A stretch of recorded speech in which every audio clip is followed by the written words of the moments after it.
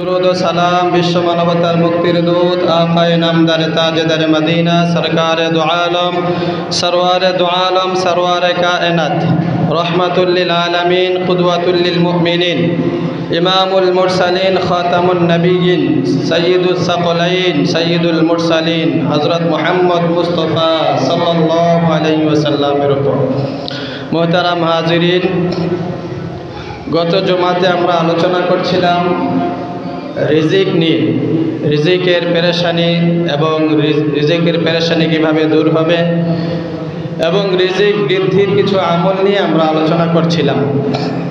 एरी धाराबाहिकताय आजके आमरा रिजिक बृद्धिर एकटी आमल निये आलोचना करब। आल्लाह ताआला आमादेरके आमल करार तौफिक दान करुक, आमीन। रिजिक बृद्धिर जन्य कुरआनुल कारिमे आल्लाह रब्बुल आलामीन যে আমলটির জন্য বিশেষভাবে গুরুত্ব দিয়েছেন সেটি হলো তাকওয়া। তাকওয়া সম্পর্কে আজকে আলোচনা করব। তাকওয়া মানে হলো আল্লাহ ভীরু, আল্লাহ তাআলাকে ভয় করা, আল্লাহ তাআলাকে ভয় করে সমস্ত পাপের কাজ থেকে বিরত থাকা। কুরআনুল কারিমে এই তাকওয়ার প্রায় ২৭টি ফায়দার কথা উল্লেখ করা হয়েছে। এই ২৭টি ফায়দা থেকে আজকে আমরা আলোচনা করব।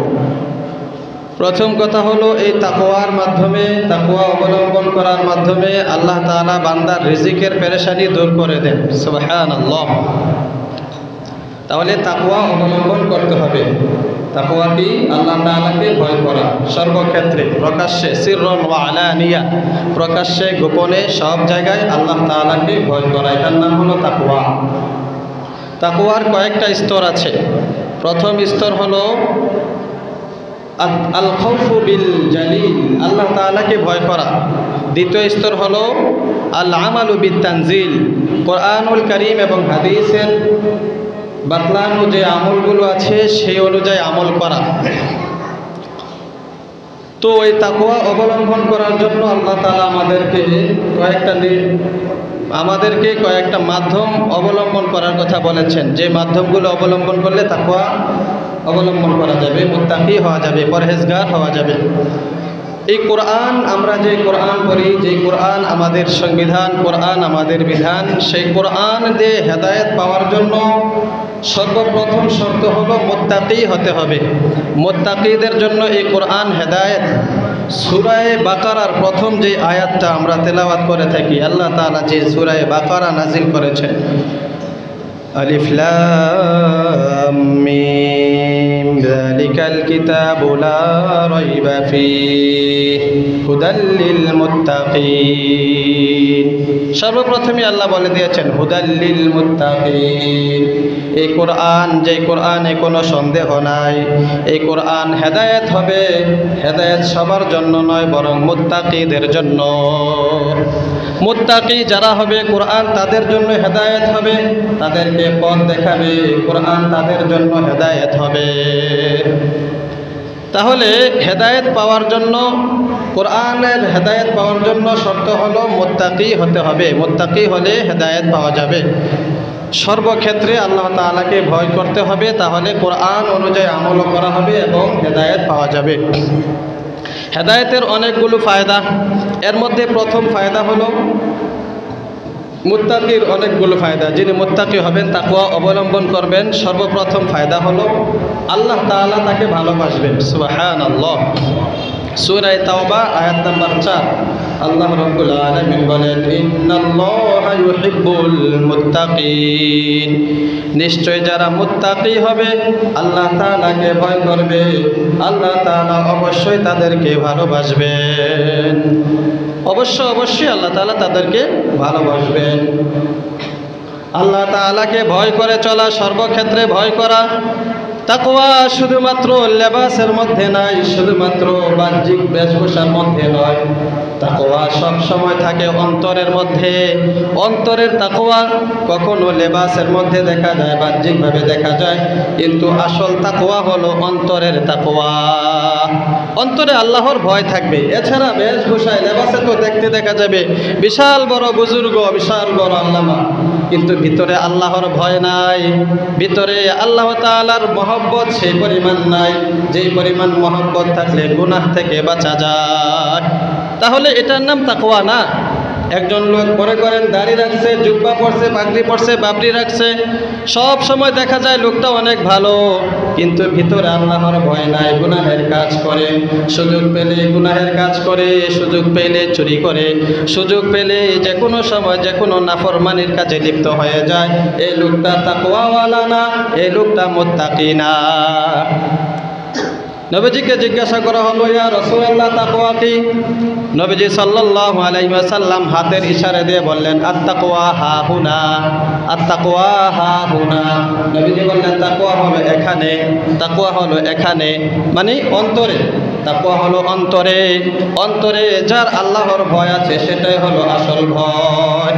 এছাড়া বাহ্যিকভাবে যদিও কথাবার্তা অনেক মধুর, অনেক সুন্দর কথাবার্তা বলে, মানুষে মনে করে ওনার চাইতে বুজুর্গ আল্লাহওয়ালা আর কেউ নাই, কিন্তু ভিতরে আল্লাহ তাআলার ভয় সেই পরিমাণ নাই। তাহলে নবীজি বলেন এই লোকটা তাকওয়াওয়ালা না, এই লোকটা মুত্তাকি পরহেজগার না। তাহলে মুত্তাকি হতে হলে অন্তরের মধ্যে আল্লাহ তাআলার চূড়ান্ত ভয় থাকতে হবে, অন্তরের মধ্যে আল্লাহ তাআলার চূড়ান্ত ভালোবাসা থাকতে হবে, যে ভালোবাসার কারণে আল্লাহর নাফরমানি থেকে বাঁচা যায়।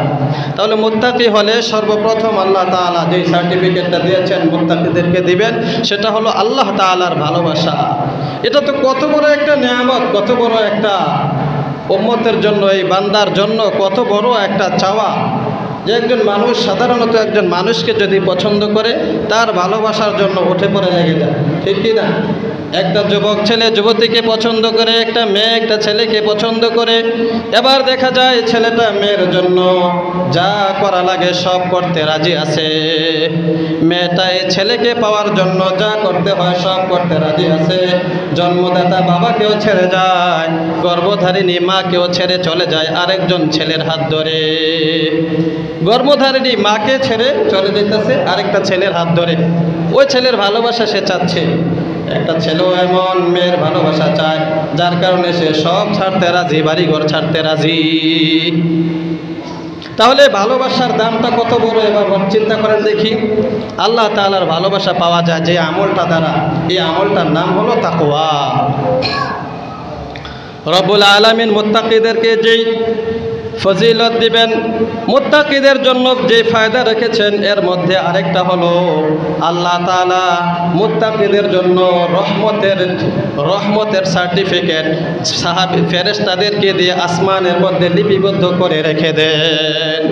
ফেরেশতাদেরকে ডাকেন, ও ফেরেশতারা শোনো, এই বান্দা তাকওয়া অবলম্বন করতেছে, আমাকে ভয় করতেছে, ও ফেরেশতারা শোনো, তার জন্য তোমরা আমার পক্ষ থেকে রহমতের লেখাটা লিখে রাখো, লিখে দাও তার নামে, যে তার জন্য রহমত বরাদ্দ করা হলো। কুরআনুল কারীমে রব্বুল আলামিন সূরা আরাফের 156 নম্বর আয়াতে নাজিল করে দিলেন মুত্তাকিদের রহমত লিখে দেওয়ার ব্যাপারে। আল্লাহ রব্বুল আলামিন বলেন, ওয়া রাহমাতি ওয়াসিআত কুল্লা শাই, আমার রহমত সব কিছুকে বেষ্টন করে রেখেছে, তবে আমি খাসভাবে কিছু বান্দার জন্য আমার রহমত লিখে রেখেছি। ফাসাআকতুবুহা লিল্লাযিনা ইয়াত্তাকুন, যারা মুত্তাকি হবে তাদের জন্য আমি খাসভাবে রহমত আমার ফেরেশতাদেরকে দিয়ে লিখে রেখেছি। সুবহানাল্লাহ। এমনিতেই তো আল্লাহ তাআলা রহমতের আধার, সারা বিশ্ব আল্লাহ তাআলার রহমতে বাঁচতেছে। কাফের মুশরিক থেকে নিয়ে যত নাফরমান আছে, কাফের আছে, যত মানুষ আছে, সবাই আল্লাহ তাআলার রহমতের মধ্যে আছে। আল্লাহর রহমত ছাড়া একটা মুহূর্ত চলা সম্ভব না। কিন্তু আল্লাহ রাব্বুল আলামিন বলেন, এরপরও খাস করে আমি আমার মুত্তাকি বান্দাদের জন্য আলাদাভাবে রহমতটা লিখে রাখি। সুবহানাল্লাহ। বাড়িতে যখন অনুষ্ঠান হয়, ছেলে বাহিরে থাকে অথবা কোনো সন্তান বা নাতি নাতনি বাহিরে থাকলে ঘরে যারা থাকে, মা বাবা দাদা দাদি, খাবার একটা ভালো খাবার রাখা দেয়, যা আমার ছেলে আসলে খাবে, ফ্রিজে রাখা দেয়, যা আমার মেয়ে আসলে খাবারটা খাবে, সবাইকে খাওয়াইছে ঠিক আছে, কিন্তু আমার মেয়ের জন্য, আমার ছেলের জন্য, নাতির জন্য, নাতনির জন্য আলাদাভাবে এটা রেখে দিলাম। রব্বুল আলামিন বলেন, আমার মুত্তাকি বান্দা যারা হবে, যারা আমি আল্লাহকে ভয় করবে, আমি সকলকে তো রহমত দ্বারা বেষ্টন করি, সাথে সাথে মুত্তাকি বান্দাদের জন্য আলাদা রহমত রাখি দেই। সুবহানাল্লাহ। প্যাকেট করে তাদের জন্য আলাদা এটা রেখে দিলাম, এটা তাদেরকে বিশেষভাবে দেওয়া হবে মুত্তাকিদেরকে। মুত্তাকি যারা হবে তাদের তৃতীয় নাম্বার ফায়দা হলো সব সময় আল্লাহ তাদের সাথে থাকবেন। সুবহানাল্লাহ। আল্লাহ তাআলা তাদের সাথে থাকবেন, ওয়াদা দিয়েছেন। সূরা নাহলের 128 নাম্বার আয়াতে আল্লাহ রাব্বুল আলামিন বলে দিয়েছেন, ইন্নাল্লাহা মাআল্লাযীনা তাকাও ওয়াল্লাযীনা হুম মুহসিনুন। নিশ্চয়ই আল্লাহ তাআলা ওই সকল বান্দাদের সাথে আছেন যারা ইত্তাকাও তাকওয়া অবলম্বন করে, আল্লাহকে ভয় করে, ওয়াল্লাযীনা হুম মুহসিনুন, এবং যারা নেক কাজ করে, সৎ কাজ করে। তাকওয়া অবলম্বন করে, আল্লাহকে ভয় করে, আল্লাহর ভয় যার ভিতরে আছে, আল্লাহ রাব্বুল আলামিন বলেন আমি তার সাথে আছি, তার সাথে আছি। নেতা যদি বলে যে তোমার কোনো ভয় না, আমি তোমার সাথে আছি, এবার দেখবেন এই চামচার বুক ফুলাইয়া হাঁটা রাস্তার মধ্যে কি পরিমাণ, কিভাবে বুকটা ফুলাইয়া হাঁটে, কারণ তার নেতা বলছে তোর কোনো সমস্যা নাই, আমি তোর সাথে আছি। ঠিক না? যারা নেতার চামচাগিরি করে, দেখবেন নেতা একটু তাকে আশ্বাস দিয়েছে যে তোমার কোনো সমস্যা নাই, আমি আছি, জেল ফাঁস হইলে আমি আছি, তোমার যত ধরনের অপরাধ আছে করতে থাকো, যেভাবে মানুষকে ঠকানোর দরকার, জুলুম করার দরকার করো, পরে কি হবে সেটা আমি দেখব। দেখবেন এই চামচাগিরির ঠেলায় এলাকাতে আর থাকা যায় না। ঠিক কি না? আল্লাহ রাব্বুল আলামিন বলেন আমার খালেস বান্দা যারা হবে, যারা আমাকে ভয় করে চলবে, আমি রব্বুল আলামিন তার সাথে আছি। সুবহানাল্লাহ। আর কি লাগে বলেন দেখি, আল্লাহ যদি আমার সাথে থাকেন। রব্বুল আলামিন বলেন যারা তাকওয়া অবলম্বন করবে আমি তাদের সাথে থাকব। তাদের সাথে থাকার কারণে দুনিয়াতেও তাদের কোনো ভয় নাই, আখিরাতেও তাদের কোনো পেরেশানি নাই। সুবহানাল্লাহ। দুনিয়াতেও ভয় থাকবে না, আখিরাতেও কোনো পেরেশানি থাকবে না। সূরা আরাফের 153 নম্বর আয়াতে আল্লাহ রাব্বুল আলামিন বলেন ফামানিত্তাকা ওয়া আসলাহা ফালা খাউফুন আলাইহিম ওয়ালা হুম ইয়াহজানুন। যারা তাকওয়া অবলম্বন করবে, আল্লাহকে ভয় করবে, ওয়া আসলাহা, এবং নিজের ভুল ত্রুটিগুলো সংশোধন করে নিবে। নিজের মধ্যে অনেক ভুল ত্রুটি ছিল, আগে গুনাহ করেছে, এখন আর গুনাহ করবে না, ওয়াদাবদ্ধ হয়েছে। আমি রব্বুল আলামিনের কাছে ওয়াদা দিয়ে এবার সে সংশোধন করে নিল তার আমলকে। ফালা খাউফুন আলাইহিম ওয়ালা হুম ইয়াহজানুন। দুনিয়াতে তার কোনো ভয় থাকবে না, আখিরাতেও তার কোনো পেরেশানি থাকবে না। তাহলে দুনিয়াতেও ভয় নাই, আখিরাতেও ভয় নাই। মুত্তাকি হতে পারলে, আল্লাহ তাআলার ভয় যদি অন্তরে থাকে, দুনিয়ার সব মানুষ যদি তার বিরুদ্ধে চলে যায়, কিছু যায় আসে না, কিচ্ছু করতে পারবে না, করলেও তাতে কোনো সমস্যা নাই, কারণ আল্লাহ তাআলা তার সাথে আছেন। অতএব তাকে যদি মেরেও ফেলা হয় তারপরেও সে সফল, কারণ আল্লাহ তাআলা তার সাথে আছেন। ওয়ালা হুম ইয়াহজানুন, আখিরাতে তার আর কোনো পেরেশানি থাকবে না। অথচ আখিরাতের অবস্থাটা কেমন হবে? সূরা হজ্জের মধ্যে আল্লাহ রাব্বুল আলামিন আখিরাতের ভয়ানক অবস্থাটা বর্ণনা করে বলেন, ইয়া আইয়ুহান নাসুত্তাকু রাব্বাকুম ইন্না জালজালাতাস সাআতি শাইউন আযীম। আল্লাহ বলেন ও ঈমানদার বান্দারা, তোমরা আমি আল্লাহকে ভয় করো, তোমাদের রবকে ভয় করো, তাকওয়া অবলম্বন করো। ভয় না করলে আখিরাতে তোমাদের উপায় নাই, কারণ ইন্না জালজালাতাস সাআতি শাইউন আযীম। আখিরাতের ময়দানটা কেমন হবে, কিয়ামতের দিনের অবস্থাটা কেমন হবে, রব্বুল আলামিন বলেন সেদিনের ভয়, সেদিনের কম্পন বিশাল আকারে দেখা দেবে। সেদিনের ভয় সকলের মধ্যে এই পরিমাণ ছড়িয়ে পড়বে। রব্বুল আলামিন বলেন ইন্না জালজালাতাস সাআতি শাইউন আযীম ইয়াউমা তারাউনাহা তাযহালু কুল্লু মুরদিআতিন আম্মা আরদাআত। হে নবী, আপনি দেখবেন সেদিন মানুষের অবস্থাটা, প্রত্যেক দুগ্ধ দানকারিনী মা, যেই মা বাচ্চাকে দুগ্ধ দান করে, দুধ খাওয়ায়, যে মা বাচ্চাকে দুধ খাওয়ায়, দেখবেন সে মা সতর্ক থাকে বাচ্চা যেন কোনো সমস্যা না হয়, বাচ্চা যেন নড়াচড়া করার কারণে দুধ থেকে বঞ্চিত না হয়ে যায়, সুন্দরভাবে বাচ্চাকে ধরে রাখে। রব্বুল আলামিন বলেন ইয়াউমা তারাউনাহা তাযহালু কুল্লু মুরদিআতিন আম্মা আরদাআত। প্রত্যেক মা, দুগ্ধ দানকারিনী মা সেদিন তাদের বাচ্চাকে ফেলে দূরে চলে যাবে। অবস্থাটা পেরেশানির কারণে এমন হবে, মা তার দুধের বাচ্চার খবর থাকবে না। কুল্লু মুরদিআতিন আম্মা আরদাআত। দুধের বাচ্চাকে ফেলে দিয়ে মা দূরে চলে যাবে। ওয়াতাদউ কুল্লু যাতি হামলিন হামলাহা, আল্লাহ বলেন হে নবী আপনি দেখবেন তাদউ কুল্লু যাতি হামলিন হামলাহা, গর্ভধারিণী মা, যে মায়ের গর্ভে বাচ্চা ছিল, সেই মা ভয়ের কারণে বাচ্চা কখন যে প্রসব হয়ে গেছে মাও বলতে পারবে না।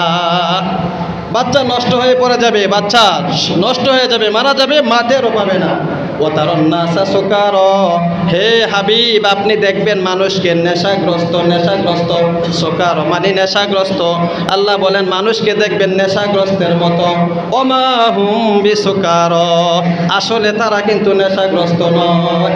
দেখতে নেশাগ্রস্তর মতো লাগবে, পাগলের মতো লাগবে, ছোটাছুটি করতে লাগবে।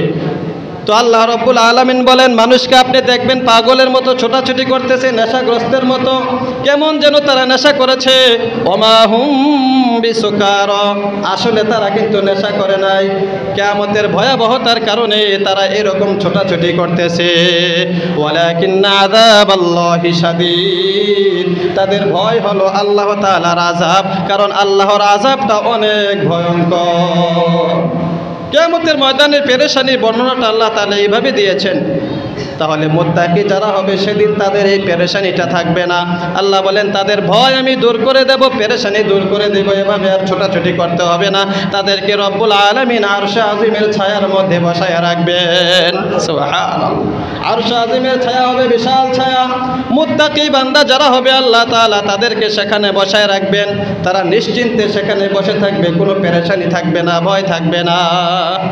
তাহলে এই তাকওয়ার ফায়দা হলো এটা। 4 নম্বরের তাকওয়ার ফায়দা হলো এটা। 5 নম্বরে তাকওয়ার ফায়দা হলো এই তাকওয়ার কারণে রব্বুল আলামিন আসমানের সমস্ত বরকতের দরজা খুলে দেন। সুবহানাল্লাহ, বরকতের দরজাগুলো তার জন্য আল্লাহ তাআলা খুলে দেবেন। সূরা আরাফের মধ্যে আল্লাহ রব্বুল আলামিন বলেন ওয়ালাউ আন্না আহলাল কুরা আমানু ওয়াত্তাকাউ লাফাতাহনা আলাইহিম বারাকাতিম মিনাস সামাই ওয়াল আরদি ওয়ালাউ আন্না আহলাল কুরা আমানু ওয়াত্তাকাউ লাফাতাহনা আলাইহিম বারাকাতিম মিনাস সামাই ওয়াল আরদ। সূরা আরাফের 96 নম্বর আয়াতে আল্লাহ রাব্বুল আলামিন বলেন এলাকাবাসীরা, আহলাল কুরা মানে গ্রামবাসী, এলাকাবাসী, জনপদবাসী, জনপদের লোকেরা যদি আমানু ঈমান আনতো, ওয়াত্তাকাউ এবং তাকওয়া অবলম্বন করত, মুত্তাকি হয়ে যেত, পরহেজগার হয়ে যেত, লাফাতাহনা আলাইহিম তাহলে আমি তাদের জন্য খুলে দিতাম বারাকাতিম মিনাস সামাই ওয়াল আরদ, আসমান এবং জমিনের সমস্ত বরকতের দরজাগুলো। সুবহানাল্লাহ, আসমানের বরকতের দরজাগুলো তাদের জন্য খুলে দিতাম। মুত্তাকি যারা হবে তাদের জন্য বরকতের দরজা খোলা থাকবে। যারা আল্লাহকে ভয় করবে তাদের জন্য আল্লাহ তাআলা সব বরকতের দরজা খুলে দিবেন। তাহলে রিজিকের পেরেশানি আল্লাহ তাআলা দূর করে দিবেন। মুত্তাকিদের জন্য বরকত, তাদের জন্য আল্লাহ তাআলা বরকতের দরজা খুলে দিবেন।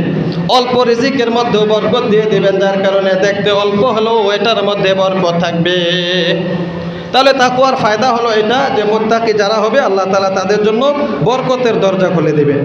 আল্লাহ তাআলা সূরা তালাকের মধ্যে মুত্তাকিদের জন্য বিশাল বড় পুরস্কারের ঘোষণা করেছেন। সুবহানাল্লাহ, সূরা তালাকের 3 নম্বর আয়াতে আল্লাহ রাব্বুল আলামিন বলেন ওয়া মান ইয়াত্তাকিল্লাহা ইয়াজআল লাহু মাখরাজা, যারা আল্লাহ তাআলাকে ভয় করবে আল্লাহ তাআলা তার জন্য সমস্ত বিপদ আপদ দূর করে দিবেন।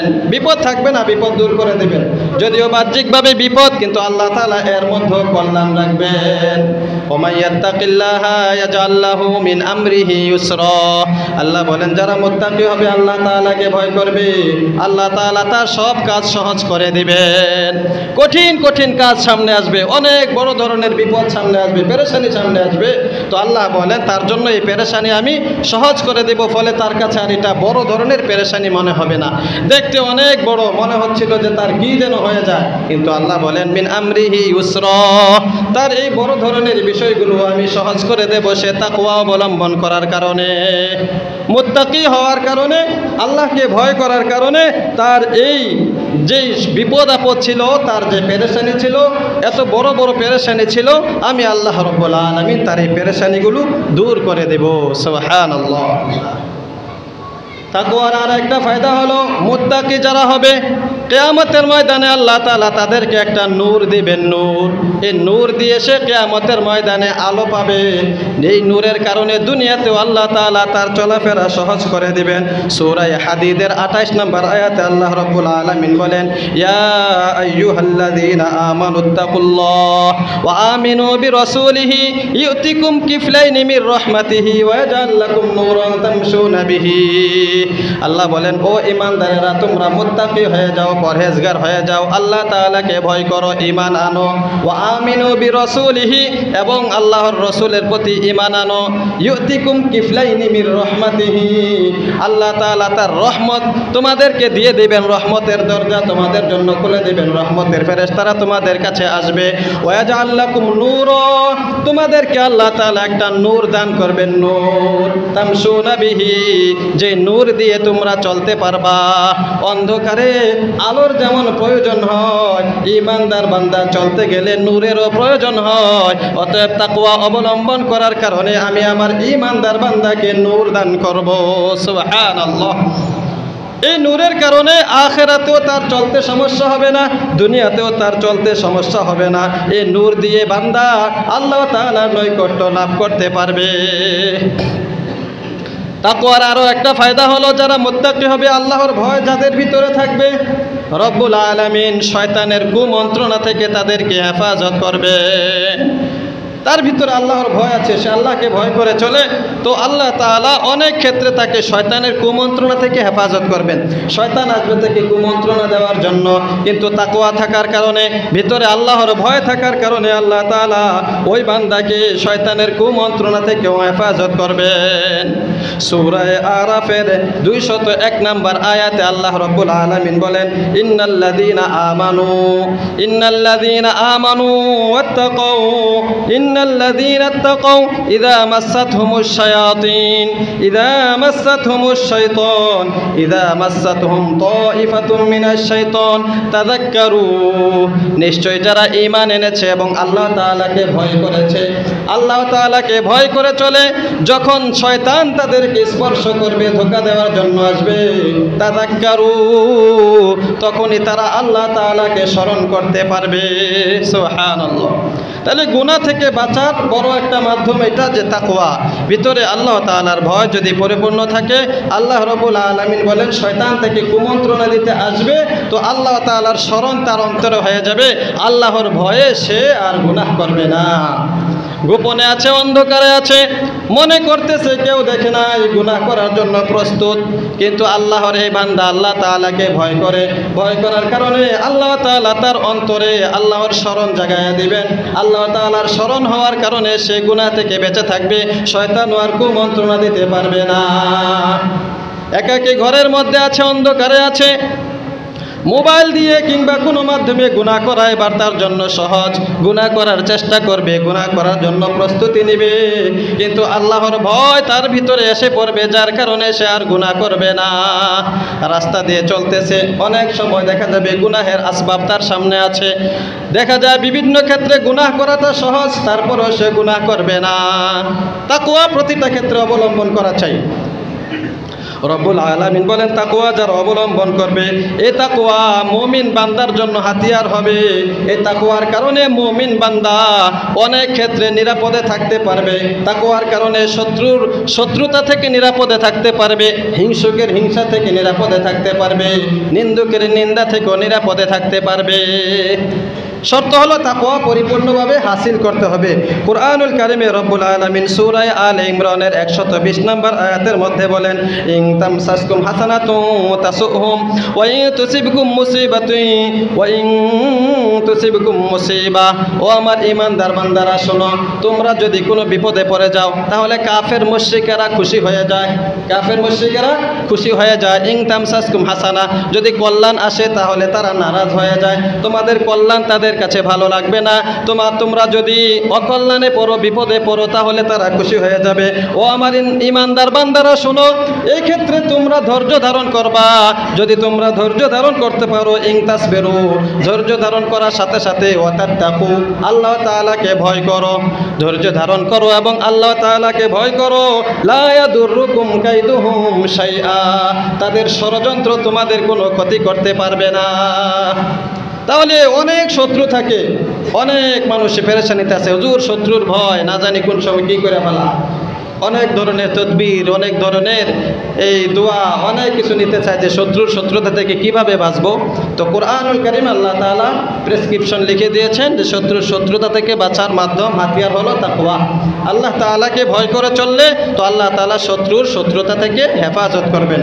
আল্লাহ বলেন লা ইয়াদুররুকুম কাইদুহুম শাইআ, তাদের ষড়যন্ত্র তোমাদের কোনো ক্ষতি করতে পারবে না। অতএব মুত্তাকি যে হবে, যে আল্লাহ তাআলাকে ভয় করবে, তাকে কাফেররাও কোনো ক্ষতি করতে পারবে না, শত্রুও কোনো শত্রুতা করতে পারবে না। সূরা আরাফের 128 নম্বর আয়াতে আল্লাহ রাব্বুল আলামিন বলে দিয়েছেন, যারা মুত্তাকি হবে তাদের দুনিয়াতে যেমন এরকম সফলতা রয়েছে, সর্বোচ্চ সফলতা হলো আখিরাতে তাদের পরিণাম হলো শুভ পরিণাম।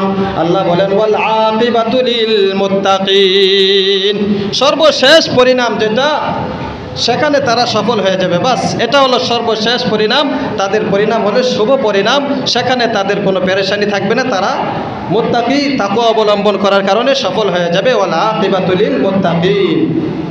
তাহলে এই তাকওয়া অন্তরে থাকলে একটা মানুষ নির্জনে থাকলেও গুনাহ করতে পারে না। সাইয়্যিদুনা হযরত ওমর ফারুক রাদিয়াল্লাহু তাআলা আনহু খলিফা ছিলেন।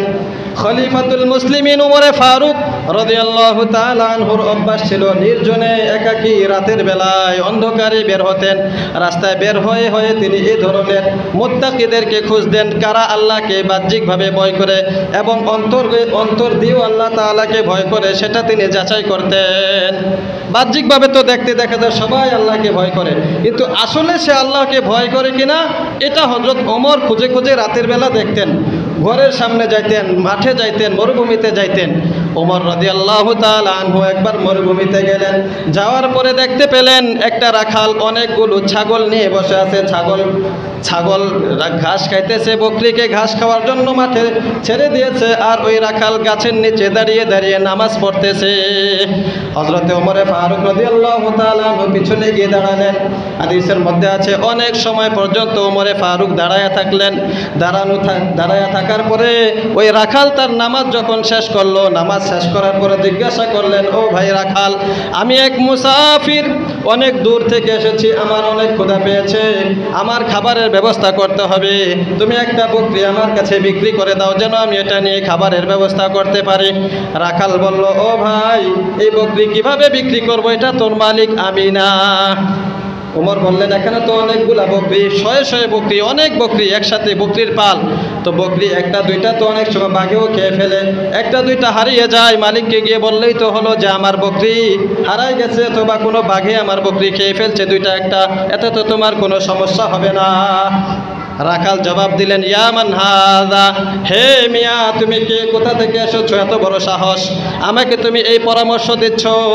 জানো না বর্তমান জমানার খলিফাতুল মুসলিমিন ওমর ইবনুল খাত্তাব রাদিয়াল্লাহু তাআলা আনহু নির্দেশ জারি করে দিয়েছেন, চুরি ধরা পড়লে সে হাত কেটে দেবে, চুরি ধরা পড়লে তার কাছে কোনো রেহাই নাই। তাহলে আমার তো হাত কাটা যাবে, এখন যদি আপনার কাছে একটা বকরি বিক্রি করি তাহলে আমার হাত কাটা যাবে। বর্তমান যে শাসক আছেন উনি কিন্তু খুব কড়া। এবার খলিফাতুল মুসলিমিন ওমর ছদ্মবেশে ছিলেন। ওমর বললেন, ও ভাই, এখন তো খলিফা ওমরও নাই, দেখবে কে, তিনি তো তোমাকে দেখবে না। খলিফা ওমর রাদিয়াল্লাহু তাআলা আনহু এই কথা বলার সাথে সাথে ওই লোকটা বলল, ইয়া মান হাযা রাজুলুন, হে এমুক ব্যক্তি, কোথা থেকে আসলা তুমি, আগন্তুক, জানোনি ওমর যদিও না দেখে, একজন আছে আমাকে দেখার জন্য, তিনি হলেন রব্বুনা ওয়া রব্বুকা আল্লাহ, সে আমারও রব তোমারও রব আল্লাহ। সুবহানাল্লাহ। বললেন যে রব্বি ওয়া রব্বুকা আল্লাহ, যিনি আমার রব তোমারও রব, সে রব কিন্তু দেখতেছেন, যদিও আমার মালিক না দেখুক, ওমর না দেখুক, কিন্তু একজন দেখতেছেন, তিনি কে? আল্লাহ। অতএব আমি তার কাছে তো ধরা খেয়ে যাব, এখান থেকে বাঁচার কোনো উপায় নাই। ওমর রাদিয়াল্লাহু তাআলা আনহু এবার পরিচয় দিলেন, আমি হলাম খলিফাতুল মুসলিমিন ওমর। সুবহানাল্লাহ। ওমর রাদিয়াল্লাহু তাআলা আনহু খুশি হয়ে গেলেন যে তার রাজ্যের মধ্যে এরকম মুত্তাকি পরহেজগার লোক এখনো আছে। আরেক রাত্রে হযরত ওমর বের হলেন, বাড়ির পাশ দিয়ে যাচ্ছিলেন, ঘরে শুনতে পেলেন একটা মহিলা তার মেয়েকে বলতেছে, দুধে পানি মেশাও। দুধে কি মিশাও? পানি মেশাও। দুধে পানি মিশাও, দুধ কালকে বিক্রি করবা, পানি মিশাইলে বেশি হবে। হযরত ওমর শুনতেছেন, ওই মহিলা তার মেয়েকে এভাবে বলতেছে, দুধে পানি মিশাও। মেয়ে জবাব দিল যে, মা, দুধে পানি মিশানো তো খলিফাতুল মুসলিমিন ওমর নিষেধ করে দিয়েছেন, ভেজাল পণ্য বিক্রি করতে নিষেধ করে দিয়েছেন, অতএব এই কাজটা আমি কিভাবে করব? জবাব দিলেন যে, ওমর তো এখন নাই, দেখবে না। তখন এই মেয়েটা বললেন, মা, যদিও ওমর নাই, কিন্তু ওমরের রব তো আছে, তিনি তো রাতে ঘুমান না, তিনি তো দেখতেছেন। সুবহানাল্লাহ।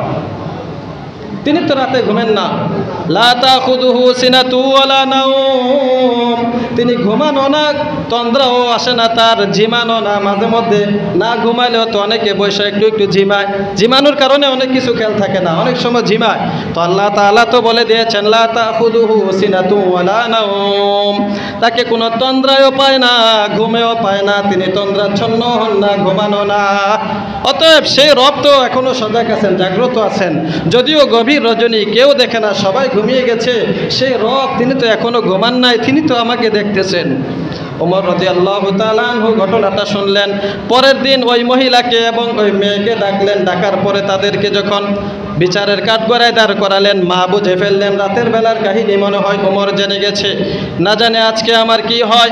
ওমরের কাঠগড়ায় দাঁড়ানো এটা যেমন তেমন কোনো ব্যাপার না, বড় একটা ভয়ের ব্যাপার ছিল। ওমরকে দেখলে তো শয়তানি রাস্তা ছেড়ে অন্য রাস্তায় চলে যেত, মানুষও ভয়ে আতঙ্কে থাকতো, আজকে না জানে কি হয়ে যায়। তখন হযরত ওমর রাদিয়াল্লাহু তাআলা আনহু রাতের ঘটনা স্মরণ করাইয়া দিলেন। স্মরণ করিয়ে দেওয়ার পরে হযরত ওমর রাদিয়াল্লাহু তাআলা আনহু ওই মহিলার কাছে প্রস্তাব পেশ করলেন যে, মা, তোমার যে মেয়েটা আছে, এই মেয়ের জন্য আমার ছেলের সাথে বিবাহের ব্যবস্থা করে দাও। সুবহানাল্লাহ। গরিব ঘরের মেয়ে, কিন্তু হযরত ওমর দেখলেন তাকওয়া তার ভিতরে ভরপুর।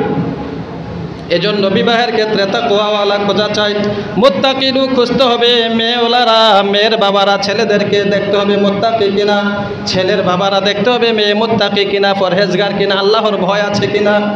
হযরত ওমর বললেন যে, এই মেয়েটার ভিতরে আল্লাহর ভয় এই পরিমাণে আছে, অতএব আমার ছেলের স্ত্রী হওয়ার জন্য সেই যোগ্য। তাকে বিবাহের প্রস্তাব দিলেন এবং বিবাহ হয়ে গেল। তাহলে তাকওয়া অবলম্বন করার ফায়দা হলো এগুলো, আল্লাহ তাআলা মুত্তাকিদেরকে ভালোবাসেন। এজন্য আমাদেরকে তাকওয়া সর্বদা অবলম্বন করতে হবে। প্রিয় ভাই, সর্বক্ষেত্রে আল্লাহর ভয় রাখতে হবে। আল্লাহকে যদি ভয় করে চলতে পারি, তাহলে কোনো ভয় থাকবে না, অন্য কোনো ভয় থাকবে না। কারণ নবীজি সাল্লাল্লাহু আলাইহি ওয়াসাল্লাম বলে দিয়েছেন, যে ব্যক্তি আল্লাহর হয়ে যাবে, সারা দুনিয়া তার হয়ে যাবে। অতএব আল্লাহর ভয় যার ভিতরে থাকবে, দুনিয়ার অন্য কোনো ভয় তার ভিতরে থাকবে না। মুত্তাকি পরহেজগার যারা হবে, তাদের পেরেশানি আল্লাহ দূর করে দিবেন, রিজিকের অভাব দূর করে দিবেন, যত ধরনের শত্রুর ভয় আছে আল্লাহ তাআলা দূর করে দিবেন, যত ধরনের পেরেশানি হতে পারে সেটা দূর করে দিবেন। এখন কথা হইল, কই আমরা তো দেখতেছি না, হয় না, আমরা দেখতেছি যেটা সেটা ভুল। প্রকৃতপক্ষে যারা মুত্তাকি হবে, পরহেজগার হবে, যাদের ভিতরে আল্লাহর ভয় থাকবে, তাদেরকে আল্লাহ তাআলা হেফাজত করবেন। তাহলে তাকওয়া অবলম্বন করতে হবে কিনা বলেন দেখি, এবং সব সময় তাকওয়া থাকতে হবে, এবং অন্তর দিয়ে আল্লাহ তাআলাকে ভয় করতে হবে, বাহ্যিকভাবে না। বাহ্যিক বেশভূষায়, বাহ্যিকভাবে মানুষের সাথে কথা বলতে, চলাফেরা করতে দেখা যায় লোকটা ভালো, কিন্তু অন্তরে যদি আল্লাহর ভয় না থাকে, এই ভালোর কোনো দাম নাই। এজন্য অন্তর দিয়ে আল্লাহ তাআলাকে ভালোবাসতে হবে। আল্লাহ তাআলা আমাদেরকে পরিপূর্ণভাবে ভয় করার তৌফিক দান করুন, আমিন। প্রিয় ভাই, বাংলাদেশের বর্তমান পরিস্থিতি নিয়ে কিছু কথা বলার ছিল। বর্তমান পরিস্থিতিতে আমরা ঈমানদার যারা আছি, মুসলমান যারা আছি, কয়েকটা বিষয় আমাদের মাথায় রাখা চাই। কোরআনুল কারীমের সূরায়, এই কোরআনুল কারীমের মধ্যে আল্লাহ রাব্বুল আলামিন ঘোষণা করেছেন, লাতাজিদান্না আশাদ্দান নাস, সূরা আরাফের 82 নম্বর আয়াতের মধ্যে, লাতাজিদান্না আশাদ্দান নাসি আদাওয়াতান লিল্লাযিনা আমানুল ইয়াহুদা ওয়াল্লাযিনা আশরাকু। নবী সাল্লাল্লাহু আলাইহি সাল্লামকে আল্লাহ তাআলা বলেন, হে রাসূল, নিশ্চয় আপনি ঈমানদারদের জন্য সবচাইতে বড় শত্রু হিসাবে পাবেন ইহুদিদেরকে 1 নম্বরে, 2 নম্বরে মুশরিকদেরকে। মুশরিক কারা? যারা বিভিন্ন মূর্তির পূজা করে, বিভিন্ন কিছুর পূজা করে। বর্তমানে যারা হিন্দু আছে, স্পষ্টভাবে তারা মুশরিক। অতএব হিন্দু যারা আছে এবং ইহুদি যারা আছে, কোরআনের ভাষা অনুযায়ী মুসলমানদের সবচেয়ে বড় শত্রু হলো তারা। ঠিক কিনা বলেন দেখি? ইহুদিরা মুসলমানদের বড় শত্রু, দ্বিতীয় নাম্বার হলো হিন্দুরা। আমাদের অনেক ছেলেরা অনেক মেয়েরা না বুঝে তাদের সাথে বন্ধুত্ব করে ফেলে। আল্লাহ তাআলা এটা স্পষ্টভাবে নিষেধ করে দিয়েছেন, ইয়া আইয়ুহাল্লাযীনা আমানু লা তাত্তাখিযুল কাফিরিনা আউলিয়া মিন দুনিল মুমিনিন। হে ঈমানদারেরা, মুশরিকদেরকে কাফেরদেরকে তোমরা বন্ধু বানায়ো না। ঈমানদারদের বন্ধু হবে ঈমানদাররা, মুশরিকরা ঈমানদারদের বন্ধু হতে পারে না। একটা বিষয় হলো লেনদেন করা, চলাফেরা করা। লেনদেন করা এক বিষয়, আরেকটা হলো বন্ধুত্ব। লেনদেন আর বন্ধুত্ব এক না। লেনদেন কাফের মুশরিক বেঈমান সবার সাথে হতে পারে, ব্যবসা বাণিজ্য সবার সাথে হতে পারে, কিন্তু বন্ধুত্ব সবার সাথে হতে পারবে না। মুসলমানের বন্ধুত্ব মুসলমানদের সাথে হবে। আমাদের মেয়েরা অনেক সময়, এই যে বর্তমানে আমরা যে চট্টগ্রামে যে খবরটা পেয়েছি, আমাদের অ্যাডভোকেট সাইফুল ইসলাম আলিফ ভাইকে যে নির্মমভাবে হত্যা করা হয়েছে, তাকে নির্মমভাবে শাহাদাত বরণ করতে হয়েছে। যে হিন্দুরা ইসকন যে সংগঠনের নাম, এই ইসকনের অপকর্ম অনেক আগ থেকে চলতেছে এবং ওলামায়ে কেরাম অনেক আগ থেকে সতর্ক করতেছেন। এই ইসকনের অনেকগুলা ফাঁদ আছে, তারা অনেকগুলা ফাঁদের মাধ্যমে মুসলমানদেরকে ধোঁকায় ফেলে। এর মধ্যে গত কয়েক মাস পূর্বে যেটা খুব ব্যাপক ছিল, সেটা হলো ইসকনের ছেলে যারা আছে হিন্দু, তারা মুসলমান মেয়েদেরকে প্রেমের ফাঁদে ফেলাইয়া এক জায়গা থেকে আরেক জায়গায় নিয়ে যায়। অনেক ক্ষেত্রে এমন হয়েছে, মুসলমান মেয়েদের সাথে সম্পর্ক করে পরবর্তীতে মুসলমান মেয়েদের গর্ভে তাদের হিন্দুদের বাচ্চা দিয়ে দেয়, অথবা মুসলমান মেয়েদেরকে অন্য জায়গায় পাচার করে দেয়। এটা অনেক দিন চলেছে, এভাবে তাদের বিভিন্ন ফাঁদ। তো এখন তারা প্রকাশ্যভাবে সন্ত্রাসী করতেছে। এই উগ্র হিন্দুত্ববাদী সংগঠন ইসকন, এটা বাংলাদেশের জন্য একটা গজব। বাংলাদেশের জন্য এই গজব থেকে বাঁচতে হলে বাংলাদেশের সরকারকে এগিয়ে আসতে হবে। আমরা সাধারণ জনগণ হিসেবে আমাদেরকে প্রতিবাদ করতে হবে। কুরআনুল কারীমে রব্বুল আলামিন কয়েকটা দৃষ্টান্ত দিয়েছেন। মুসলমানকে যদি হত্যা করা হয়, কোনো কাফের যদি কোনো মুসলিমকে হত্যা করে, নবীজির জীবনী থেকে শিক্ষা। হযরতে ওসমান গনি রাদিয়াল্লাহু তাআলা আনহুর নাম সবাই জানি না আমরা, নবীজির প্রিয় সাহাবী। তো হুদাইবিয়া নামক জায়গায় একটা সন্ধি করেছেন, যেখানে হুদাইবিয়ার সন্ধি 6ষ্ঠ হিজরিতে নবীজি যখন মক্কা থেকে মদিনা থেকে মক্কায় আসছিলেন উমরা করার জন্য, আমরা নবীজির জীবনীতে আলোচনা করেছিলাম। তো উমরা করতে যখন আসছিলেন, কাফেররা বাধা দিয়েছিল, উমরা করতে দেয় নাই। তো সেই জায়গার মধ্যে হযরত ওসমান রাদিয়াল্লাহু তাআলা আনহুকে নবীজি পাঠিয়েছিলেন কাফেরদের সাথে এই বিষয়টা জানানোর জন্য, যে আমরা এবছর শুধু উমরা করার জন্য আসছি, আমরা এখন অন্য কোনো যুদ্ধ করার জন্য আসি না, শুধু উমরা করে চলে যাব। তো ওসমান গনি রাদিয়াল্লাহু তাআলা আনহুকে যখন নবীজি পাঠাইছিলেন, তখন কাফেররা ওসমান গনি রাদিয়াল্লাহু তাআলা আনহুকে আটকায় রেখে দিছিল। আটকিয়ে রাখার কারণে গুজব ছড়াই গেছিল যে ওসমানকে কাফেররা হত্যা করে ফেলেছে। নবীজি সাল্লাল্লাহু আলাইহি ওয়াসাল্লাম সাথে সাথে 1500 সাহাবায়ে কেরাম ছিল একসাথে, সকলকে নিয়ে একটি গাছের নিচে বসলেন। সেখানে সবার হাত থেকে বায়াত নিলেন যে ওসমান হত্যার প্রতিশোধ নেওয়া এটা আমাদের সকলের দায়িত্ব। অতএব ওসমান হত্যার প্রতিশোধ না নিয়ে আমরা এখান থেকে যাব না। কুরআনুল কারীমে আল্লাহ তাআলা এই আয়াতের প্রতি অনেক সন্তুষ্ট হয়েছেন। সন্তুষ্ট হয়ে একটা সূরা নাযিল করেছেন 26 পারা 10 নম্বর পৃষ্ঠায়, সূরাতুল ফাতহ। এই সূরা ফাতহের মধ্যে আল্লাহ তাআলা বলে দিয়েছেন, লাকাদ রাদিয়াল্লাহু আনিল মুমিনিন ইয ইউবাইউনাকা তাহতা আশ-শাজারাতি ফালিমা মা ফি কুলুবিহিম। যারা ঈমানদাররা আপনার হাতে বায়াত গ্রহণ করেছে ওসমান হত্যার প্রতিশোধ নেওয়ার জন্য, ঈমানদার যারা ওয়াদাবদ্ধ হয়েছে, লাকাদ রাদিয়াল্লাহু, আল্লাহ তাআলা তাদের প্রতি রাজি আর খুশি হয়ে গিয়েছেন। সুবহানাল্লাহ। কারণ মুসলমানের দাম আছে, একটা মুসলমানের দাম আছে অনেক বেশি। একজন মুসলমানকে নির্মমভাবে কোনো কাফের হত্যা করবে, প্রতিটা মুসলমানের দায়িত্ব হয়ে যায় তার প্রতিশোধ নেওয়া। প্রতিশোধ কিভাবে নেবে সেটার অনেকগুলো সূরত আছে। মুতা একটা জায়গা ছিল, সেখানে যুদ্ধ হয়েছিল, মুতার যুদ্ধ। ইতিহাসে যে বড় বড় যুদ্ধ হয়েছে ইসলামে, এর মধ্যে একটা হলো মুতার যুদ্ধ। সেই যুদ্ধের প্রেক্ষাপটও এটা ছিল। নবীজির এক সাহাবী ছিলেন হারিস রাদিয়াল্লাহু তাআলা আনহু। এই হারিস রাদিয়াল্লাহু তাআলা আনহুকে নবীজি পাঠাইছিলেন ওই রোমের যে খ্রিস্টান শাসক ছিল তাকে দাওয়াত দেওয়ার জন্য, ইসলামের দাওয়াত দেওয়ার জন্য। সেখানে যাওয়ার পথে রোমের একজন গভর্নর আমর ইবনে সুরাহবিল, সে নবীজির সাহাবীকে হত্যা করে ফেলেছে। এই হত্যার কারণে আল্লাহ নবী সাল্লাল্লাহু আলাইহি ওয়াসাল্লাম প্রতিশোধ নেওয়ার জন্য 3000 সাহাবীকে পাঠাইছিলেন। সুবহানাল্লাহ। সিরাত থেকে শিক্ষাগুলো আমরা পেয়েছি। নবীজি বললেন এক সাহাবীকে হত্যা করেছে, অতএব সকল সাহাবীর দায়িত্ব হলো তার প্রতিশোধ নিতে হবে, সবাই গিয়ে তার প্রতিশোধ নেওয়া ওয়াজিব হয়ে যায়। এজন্য আমাদের মুসলিম ভাই আলিফ সাইফুল ইসলাম আলিফ ভাইকে হত্যা করা হয়েছে। মুসলমান হিসাবে আপনার আমার কর্তব্য হলো তার প্রতিশোধ নেওয়া। এখন প্রতিশোধ কীভাবে নিব? আশেপাশে যারা হিন্দু আছে এদেরকে মেরে ফেলবো? না, এভাবে না। বরং প্রতিশোধ নেওয়ার মাধ্যম হলো যারা অপরাধী তাদের থেকেই প্রতিশোধ নিতে হবে। তো এখন তাদেরকে তো আমরা খুঁজে পাবো না, কে মারছে, কোথায় আছে। তো আমাদের মাধ্যম হলো আমরা প্রতিবাদ জানানো, সরকারের কাছে আবেদন জানানো এবং আমরা অন্তর থেকে এটা কামনা করা যে তাদের বিচার হোক, তাদেরকে সর্বোচ্চ শাস্তি দেওয়া হোক, তাদেরকে দৃষ্টান্তমূলক শাস্তি দেওয়া হোক। এজন্য আমাদের দাবি থাকবে এটা এবং আমাদের কামনা এটা যে এই যারা হত্যাকাণ্ডে জড়িত আছে তাদেরকে যেন দৃষ্টান্তমূলক শাস্তি দেওয়া হয়। তাছাড়া আমরা অন্যায়ভাবে অন্য কোনো হিন্দুর গায়ে হাত উঠাতে পারবো না। স্বাভাবিক তারা আমাদের শত্রু, ঠিক আছে, কিন্তু যখন শত্রুতা করবে তখন তাদের থেকে প্রতিশোধ নিতে হবে। এছাড়া স্বাভাবিক সময়ে কোনো হিন্দুর গায়েও হাত উঠানো যাবে না। যদি তারা ইসলাম নিয়ে কটূক্তি করে, নবীকে নিয়ে কটূক্তি করে, মুসলমানদের গায়ে হাত উঠায়, তখন প্রত্যেকটা মুসলমানের ঈমানি দায়িত্ব হয়ে যায় প্রতিশোধ নেওয়ার জন্য। এজন্য আমরা দাবি করব, বাস সর্বোচ্চ আমাদের চাওয়া এটা, আমরা দাবি করব। আর যদি সরকার এই দাবি পূরণে ব্যর্থ হয় তখন জনগণ নিজের হাতে নিজের প্রতিশোধ নেবে। এতে দায়ী থাকবে সরকার, এতে জনগণ আর কোনো দায়ী থাকবে না। বাস আমাদের পরিষ্কার কথা এটাই। আল্লাহ তাআলা আমাদেরকে আমল করার তৌফিক দান করুন।